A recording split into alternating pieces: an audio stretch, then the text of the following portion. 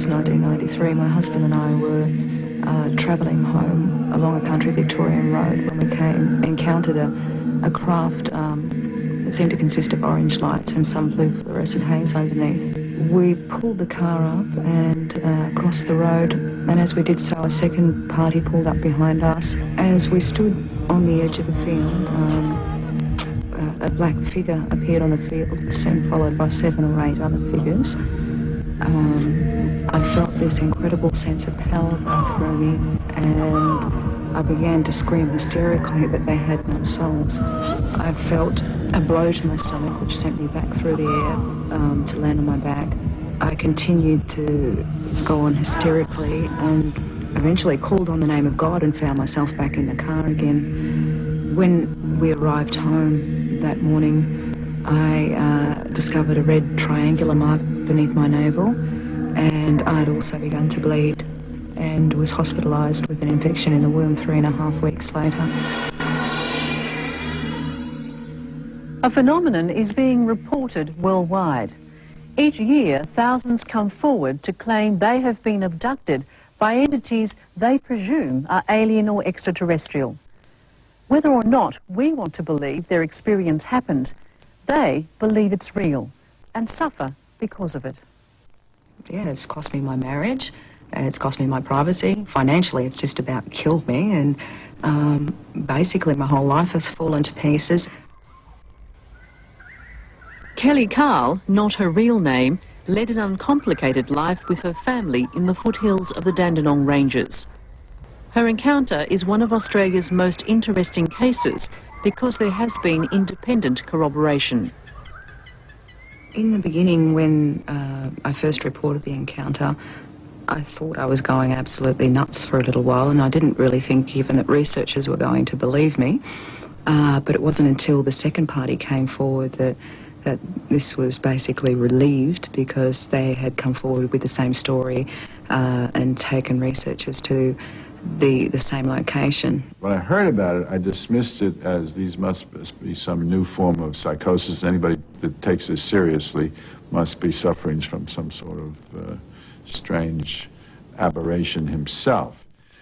I've now worked with intensively in the United States with about 100 people. John Mack is a professor of psychiatry at Harvard Medical School. Like most of us, he responded with disbelief to stories of alien abductions.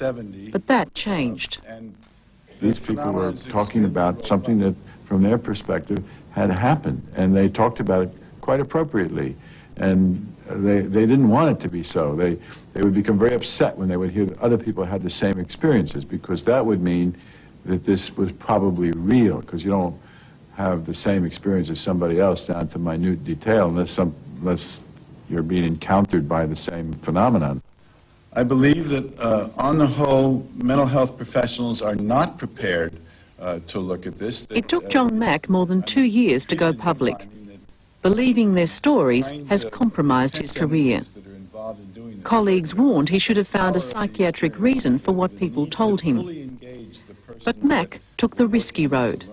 He now travels the world addressing seminars like this one, organised by the Australian Transpersonal Association.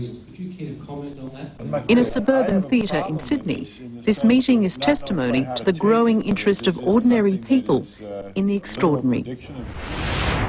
In 1988, I had a UFO abduction experience. While I was in my bedroom, sitting down watching television, I noticed something grab me around the ankles. I felt a sensation of pins and needles travelling up my body, right up through to the top of my head. I felt paralysed. I could think to call out, but nothing was happening. I had no voice, basically. As I looked over to the left side of the bed, I noticed 2 other beings. They were goldish in colour. They looked angelic as far as I was concerned, and they had the large black eyes. As I looked in his eyes, there was a real connection, a real emotional feeling.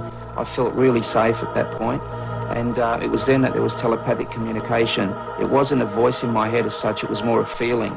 It was then I blanked out. I regained consciousness 5 to 10 minutes later. To me, when I first left the TV room, there was a show which just started, and apparently 2 to 2.5 hours had gone by and I have no explanation for that missing time. 8 years on, Peter Curry is consumed by the search for knowledge about his experience. And for him too, there's been a price. A questioning of his sanity and non-acceptance by some of his family. Speaking to people from my culture, I'm Lebanese background, to them it's all evil, it's the devil's work, and that's hard to deal with because, I mean, it's like, these people can accept angels, they can accept heaven and earth, they can accept God without any evidence. I mean, they have the Bible as their evidence, and I get into a few discussions and people will say to me, prove UFOs exist, and I say, I don't have to, prove God exists. And to them it's, yeah, oh, easy, the Bible. Once a month, people who didn't know each other from all walks of life meet at Peter's home. All of them are seeking information and someone to talk to. I'd like to welcome you all here tonight. In particular, a warm welcome to Jude. And I just let you know that we do have 2 therapists present, as we do at every meeting. And, this is the UFO Experience Support Association. As many as 15 people can attend a meeting, but only 3 braved the compass cameras. Others feared ridicule, loss of credibility, and didn't want to embarrass their families. Wary of hoaxes and people who may be mentally unstable, everyone is screened before they can join. It's not like you can go to the police station and report it and they're going to take you seriously. You know, you'll be laughed at, and that's where the whole problem starts with, you know, like, who do you turn to? I just felt incredible relief. That not that I was not mad, but there were other people out there I could talk to, which is when I got the courage to literally go to the phone book and find you. Despite the self-doubt and alienation, many abductees come through with a sense of life being bigger than just our backyard. What they believe often changes, and they see many more possibilities than they had ever imagined. I started to get interested in topics that I would never, ever have opened up my mind to them had I not had this experience. I basically started to accept the possibilities that, you know, there are different dimensions out there, there are different realities. When something happens that shakes this rock-solid foundation that you've built your mindset on, basically you've opened up this little gate and you discover there's an outside world and there's so many other things that you can look at that your logical mindset would not have ever allowed you to look at before. In a modern society such as ours, where rationalist scientific thinking predominates, where something has to be proved to exist, the notion of alien kidnappings is met with disbelief and derision, something for Hollywood science fiction films only. What alien abductions do is challenge the view that human beings are at the centre of the universe and in control. And it also suggests that our reality is not the only one.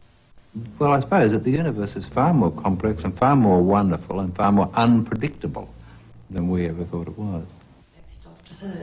Frank Fletcher is a Roman Catholic priest and a theologian. He understands why people feel uncomfortable about the notion of alien abductions. When we are talking about UFOs and alien abductions and all those things, it frightens us, first of all, to think that our world could be so subject to other forces, perhaps more powerful forces, than we can ever imagine. And the thought of the unimaginable, the unimaginably powerful, really strikes at something in our age. Our age is an age of great loneliness, really, about ourselves in the universe. And we want security, and in so many ways, anything like this, yes, it frightens the way we've put the world together. Indigenous cultures around the world have long spoken of entities from other planets and other worlds. This isn't new to them, nor it seems half as frightening. Frank Fletcher's work in Aboriginal ministry in the Sydney suburb of Erskineville has shown him that the Western perspective isn't the only right one. We've had the notion that we know how things are. Then we dismiss the Eastern people, we dismiss the indigenous people as having lived in a kind of a world of fables and foolishness. But they have much more a cosmic sense. They have much more sense that the physical and the spiritual interpenetrate. And the Aboriginal people, for example, with whom I live, they'll talk a lot about the traditional people and astral travel. The sense that they could be in other places, that they travel in consciousness and go to other places. That they talk about that very regularly. And we have to admit, if we get to know them at all, that they're, again, talking about a real experience, for something real for them. Whether extraterrestrial life is real in our physical world or not is yet to be proved. What the possibility opens us up to as human beings is immense. What these people's stories have done, perhaps, is open the gate a bit wider. The message is that the universe is very poorly known by us, and that there are incredibly wonderful, disturbing mysteries there, and that we need a science of I don't know from which to, and from that, paradoxically, from that science of I don't know, incredibly interesting information can come in to us, but that we shouldn't think that we're ever going to be able to answer the most fundamental of questions about ourselves in the universe. The person who's truly alive comes to breakthrough. That's why I think, however traumatic the alien abduction, it seems that it becomes a breakthrough experience, and later on the person finds their life is larger. Their conscience is larger, the universe is larger for them.